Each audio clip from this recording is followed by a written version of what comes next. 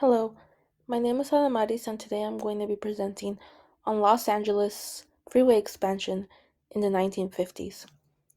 Oftentimes, to make space for new infrastructure, people and even entire communities are forcefully removed. Throughout the history of Los Angeles, Mexican American communities have been targeted on multiple occasions by urban developers looking for space to bring their projects to life. Here is a picture showcasing the Battle of Chavez Ravine. The land where Los Angeles Dodger Stadium is currently located used to be habited by a largely Mexican American community.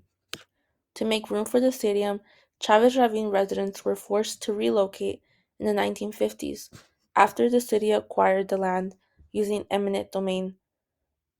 Eminent domain is the right of a government to acquire private property for public use with compensation. However, the residents of this community, Chavez Ravine, received little to no compensation for their property. Over 1,800 Mexican American families were displaced eventually from their homes in Chavez Ravine. Unfortunately, there are several examples of city land acquisition efforts resulting in the massive displacement of Mexican American residents from their communities. Today, we will be discussing how the Los Angeles freeway system between 1940 and 1970 disproportionately affected and transformed the Mexican American community in East Los Angeles. In the spirit of preparing for the post World War period, the Regional Planning Commission in Los Angeles released a report in 1943 titled Freeways for the Region. This report expressed the necessity of expanding the Los Angeles freeway system in preparation for a large expected population increase. Here is the city's freeway system in 1943. Notice how there are little to no freeways running across Los Angeles, and here is what the Regional Planning Commission envisioned.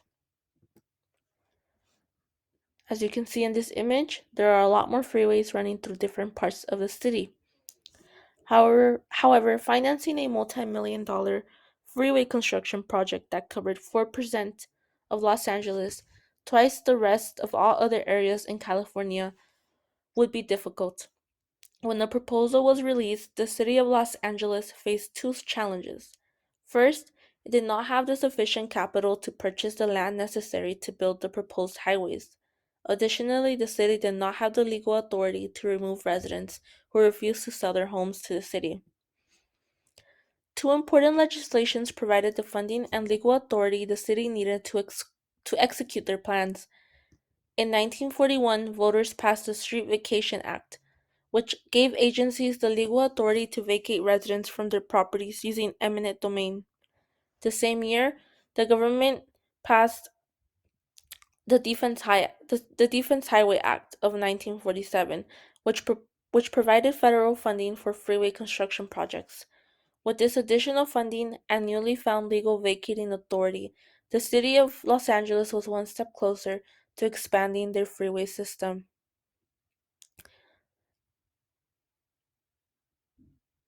As you saw in the image of the proposed highway freeway system, there were supposed to be various freeways running through various parts of the city, including higher income communities like Beverly Hills. However, this is what the Los Angeles freeway system looks like today. While the rest of Los Angeles had 61% of the freeways proposed built between 1940 and 1970, East LA would have every proposed freeway built, which totaled a number of 7. The city of Los Angeles had the option to use their legal authority and money to start construction in various parts of the city. However, East Los Angeles was an attractive area for freeway construction um, due to economic and political reasons.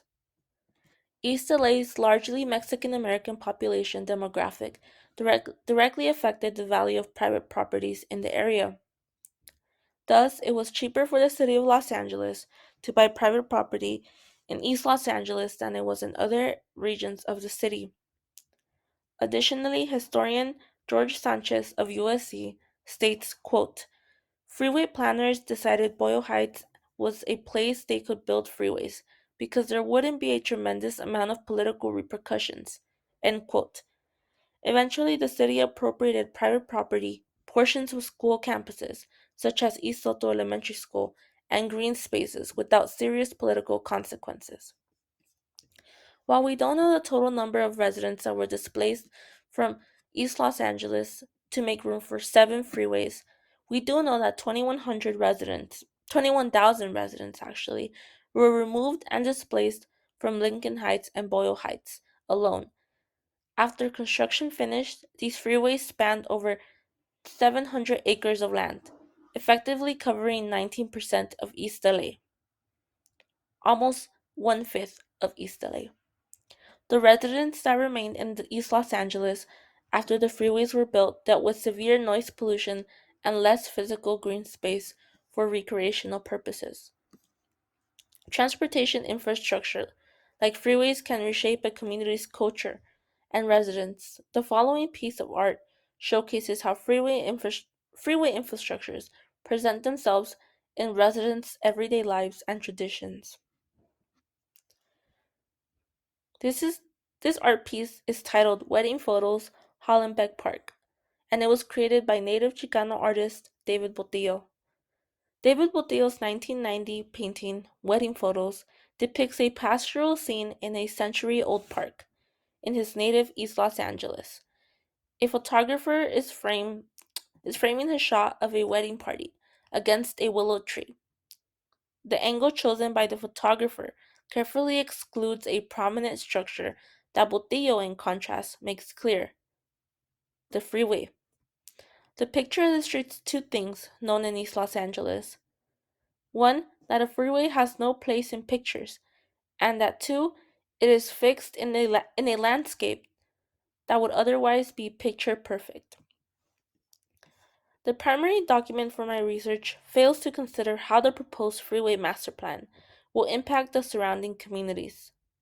Instead, the freeway system is viewed as a necessary and mostly objective development. Yet the execution of this project drastically altered the geography and residents' livelihoods of East LA. The negative consequences that resulted from the freeway expansion in East LA, such as noise pollution and lack of green free public spaces like parks, continue to be experienced by the community today. In an era of increased gentrification, we must question urban development projects like stadiums, freeways, highways, expansion of universities, and be critical about the placement and impact of new urban developments. When projects are proposed by the city and even private urban developers, we must always question and ask ourselves who will benefit from the projects and at the expense of who. Sure, Los Angeles has one of the most sophisticated freeway systems in the nation and a beautiful stadium for its baseball team, but these projects succeeded at the expense of displacing Mexican American communities. Thank you for your time, and here are my credits.